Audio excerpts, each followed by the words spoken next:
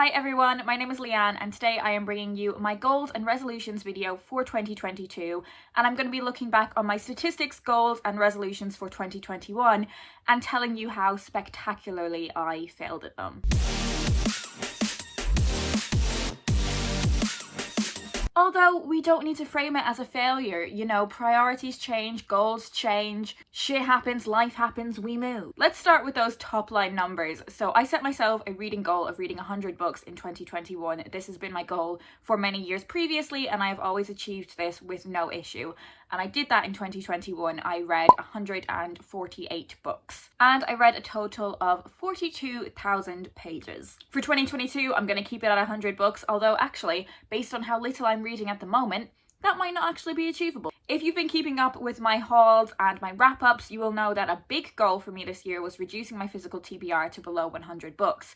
Now, I managed to do this in May. In May, I got my physical TBR down to 90 books and then just immediately acquired more books and brought it back up to above 100 books. So my TBR started at 126 books in January and my TBR now stands at 130 books. So I have just been acquiring loads and loads of books. And get this, I read 148 books in 2021 and I acquired 148 books in 2021. I am reading and acquiring at the exact same pace. I could have a 0 TBR. The reason my TBR isn't exactly where it was at the start of 2021 is because there were some books that I read that were like books that I borrowed or audiobooks that I borrowed. But yeah, reading and acquiring at the same pace. And I'm acquiring these books from lots of different places. Obviously, I'm buying them for myself, I am getting them from work, I'm getting them from other publishers, I'm getting gifts. And okay, let's really dive into the numbers here. So I acquired 17 books in January, none in February, 21 in March, none in April, 4 in May, 22 in June, 1 in July, none in August, and here's where it really goes wrong: 18 in September, 18 in October, 27 in November, and 20 in December. And if you look into the numbers of when I was doing my reading in 2021, I basically start acquiring more books as I start reading less. So I read 15 books in January, 17 in February, 13 in March, 21 in April, 19 in May, 7 in June, 8 in July, 5 in August, 8 in September, 10 in October, 8 in November, and then up to 17 in December. And that shift happened when I moved back to London. So, you know, I was getting out and doing more stuff. Life was a bit more busy again. Overall, just having a much better time, even though I was reading less, but I was also, you know, going to lots more bookshops. So, what am I going to do about my TBR? There were obviously a lot of books that have been sat on my shelves for a few years now, and in fact a lot of those are my Penguin English Library books, my classics. I've done a lot of videos about my Penguin English Library collection. It is something that I see as a really long-term reading goal, that I want to read all of those books that I've got in that collection. It's not something I'm particularly in a rush with, but I did set myself the goal in 2021 of reading 10 of those books, and I only read one of them. In 2022, I'm going to set myself the task of reading 8 of these Penguin English Library books. And the reason I've chosen the number 8 is,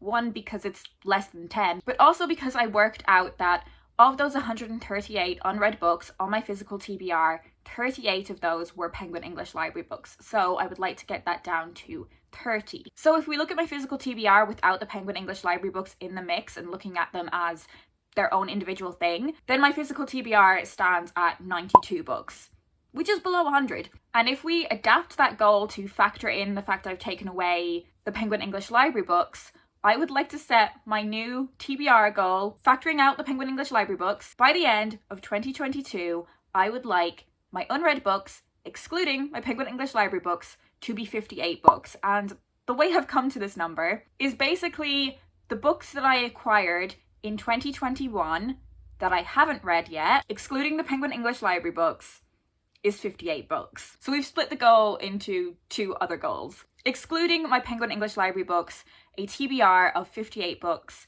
including my Penguin English Library books, a TBR of 88 books, which is essentially just the same below 100 books goal. Is anyone still watching this? Is this so boring? There are so many books still on my TBR from a few years ago, and I think it's time I do a bit of an unhaul because there are some books on my shelves that no longer excite me. So I may as well send them back into the world for someone who is going to be buzzed to read them. Okay, let's get into some more stats. Let's look at page numbers. So 7% of my reading were books under 100 pages, 9% 100 to 199 pages, 23% 200 to 299 pages, 36% 300 to 399 pages, 16% 400 to 499 pages, 3% 500 to 599 pages, 1% 700 to 799 pages, and then 6% of my reading were audiobooks. And the exact average pages per book is 284 pages. There's nothing I would particularly want to change about this.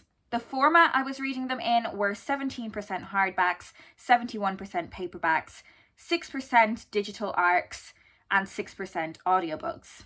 I did set myself a goal of getting my NetGalley percentage to 50%, and I didn't do that. My NetGalley percentage is 33%. I would like to try again with that goal and get it up to 50%. In terms of the year of publication of the books I was reading, and this refers to their original publication date, not the particular edition I read, 1% from the 19th century, 1% from 1900 to 1945, 5% 1945 to 1999, 28% of my reading were books published between 2000 and 2018, 10% from 2019, 20% from 2020, 32% from 2021, and 2% books that were coming out in 2022 that I read ahead of release, so 2022 proofs. I'm mostly fine with that, but I would like some older books to be on this because of trying to read those Penguin English Library books. In terms of where I got the books that I was reading from, a quarter of my reading, 25%, were books that I got from work, and I included books from the publisher that I work at now, but also books that I acquired from the place I worked previously that were still on my TBR. 38% were books that I bought, 5% of my reading was from NetGalley, 3% were books that I got in book swaps, 17% were books that I got from other publishers, 6% audiobooks, and 8% were gifts. In terms of the age groups that I was reading from, 54% of what I read were books that were for grown-ups, 20% YA, and 26% children's. 79% of my reading were standalones, 4% duologies, 9% trilogies, and 8% larger series than that. In terms of the authors, 76% of the books I read were by women, 21% by men, 1% were non-binary, and there was 2% from a collection that had contributors from different genders. A very simplified look at the author's race. 30% of my reading was by people of color, which is the same as what it was in 2020, but I actually wanted to up this to 40% in 2021. So I would like to carry on that goal and try again in 2022. In previous years, I haven't recorded an author's sexuality because I didn't want to make any assumptions. But the way I've done this year is I've recorded if I definitely knew they were LGBTQ+ in some way,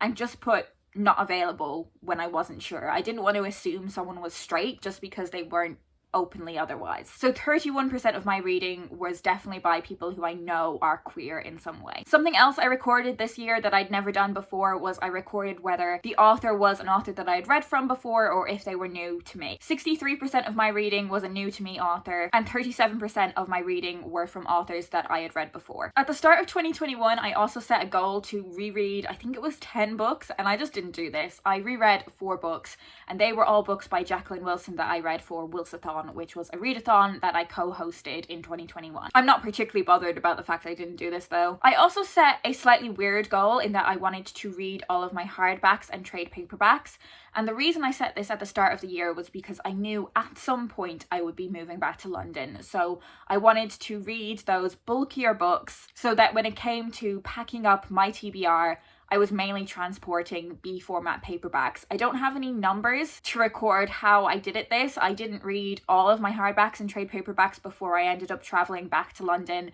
but it was definitely something that I did make a dent in before I made that move. In terms of some channel goals, I wanted to start my Getting Into Publishing series, and I did do a couple of episodes on that. So I did an episode on where you find jobs to apply to and CVs and cover letters, and I did an episode on interviews. There are lots more episodes that I want to do in this series though. I set myself a goal of doing at least 6 vlogs in 2021. I only did 4, but I'm okay with that. I would like to do more vlogs in 2022, but it's not something that I want to put any pressure on myself with. I also wanted to host the Irish Readathon again, which of course I do every year, and of course we'll be doing this year as well. Keep your eyes peeled for videos announcing that. But I do always like to set it as a goal at the start of the year. I also wanted to do a colour series on my channel, and I will leave that playlist linked down below because I completed that series. Some random goals that I set was that I no longer wanted to use Goodreads, so I didn't use Goodreads. I've only been using Storygraph. I wanted to start using bookmarks in 2021, and I did that. I've really built that into a habit now. And I wanted to pre-order 5 books, and I did that, and that's something that I also did for 2022 without even making it a goal. I think I pre-ordered more than 5 actually. So again, that's something that I have built into a habit already. I did also want to take some time to just talk about this channel a bit. I have been doing this for a fair few years now. It's never been something that I took particularly seriously. It's never been something that I really kind of actively wanted to grow my audience with. I've never been good at kind of the self-promo thing, even just the basic things of making sure that I share the video to Twitter. Growing my audience isn't something that I've put a huge amount of energy into, and I think especially as I progress in my career, and especially now that I'm in somewhat of a niche with my career, you know, I am in children's publishing now, and I think I kind of want to raise my online presence or profile as someone in publishing rather than a booktuber. I felt quite conflicted about having those 2 identities. As I progressed throughout the year in 2022, I want to figure out that balance.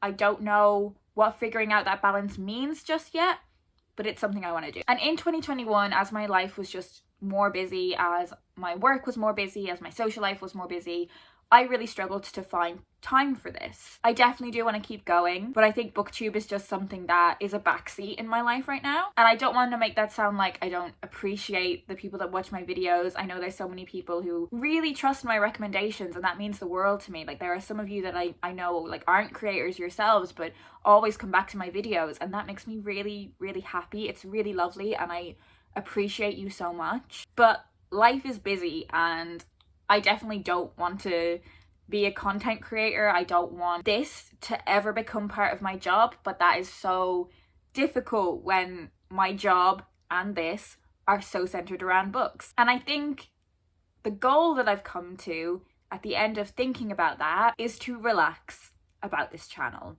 If I don't upload for several weeks, so be it. I don't need to be stressed about it. If growing this channel isn't something that I have a huge amount of energy or focus or aspirations for, it is fine if there are a few weeks where I don't upload because life. And I hope that's okay with you, because it's gonna have to be. I haven't been reading much in January just because of that, because life. I've had other stuff going on, and I've had in the back of my head like, oh shit, I'm not gonna have anything to talk about in a wrap up at the end of January. That's fine. Like, that is totally fine. And I was putting this pressure on myself that I needed to kick this reading slump because otherwise there wouldn't be a wrap up at the end of the month. So I just need to relax. There definitely are those goals that I wanted to focus on with my reading, mainly with reducing that physical TBR. It's still something that I want to prioritize. But you know what? If I don't do it, fine. I think that's it. I think that's all I'm going to talk about today. Let me know down in the comments if you have any thoughts on anything that I've mentioned in this video. If you're someone that sets goals for your reading, let me know what you are focusing on in 2022. If you want to connect with me elsewhere, my Twitter and my Instagram and my Storygraph are always linked down below in the description, so you can check those out. I hope you guys are doing well, and I will speak to you in my next video, whenever that may be. It'll actually be really soon because we're announcing the Irish Readathon.